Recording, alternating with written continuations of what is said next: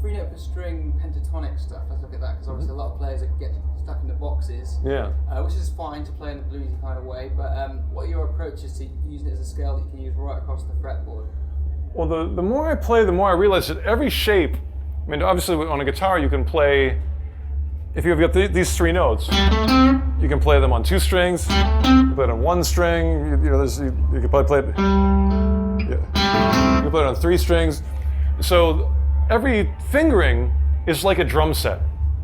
Every fingering has rhythms that tend to come out of it. Like each one's like a drum set with the tom-tom set up differently.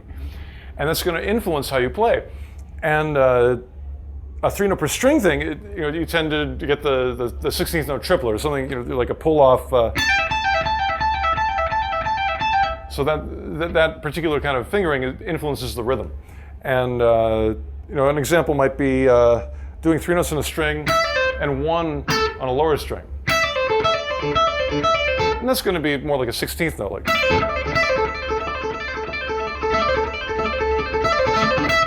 Or let's see, you could do a thing like, that's 1, 2, 3, 1, 2, 3, 1, 2, 3. That's a 9.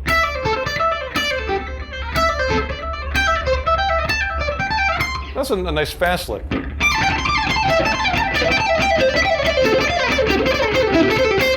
It's almost 3/4.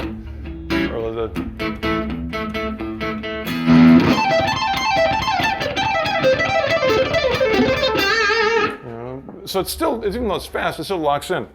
But I found that a lot of times the most useful ones are really small ones. The smaller the drum set, the more rhythmically, it's not overwhelming to the rhythms. If you just have a two-note phrase, that's a really useful phrase. Because if you have a tempo, you're just rocking along.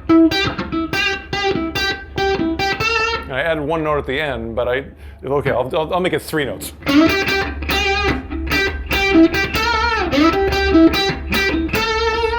And that's the stuff I'm like dying to hear from my students, because I think it's my own darn fault from teaching so much of the whittly stuff. But to just be able to lock into a groove and play a couple notes and have rhythmic intention with it, to be able to to think like a drummer and to be able to go bop da da da ba da da, and use that rhythm with any notes. It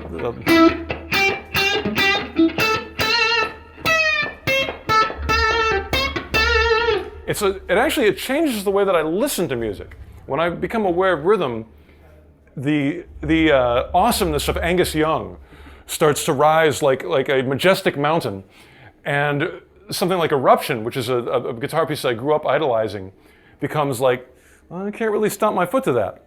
And I still love Eruption, but it in a way really crippled a lot of guitar players, because everybody just thought you just have to play as fast as you can, and there's no relation to a rhythm. And Eddie is a stunning.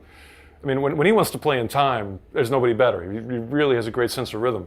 But unfortunately, everybody who listened to him, it just took the wrong thing from the plate. It's like he offers us a plate with all this great stuff, and everybody just ate the rhubarb, and that was it. It's like, well, what about the potatoes and the pudding? So, sorry for the food analogy. Yeah.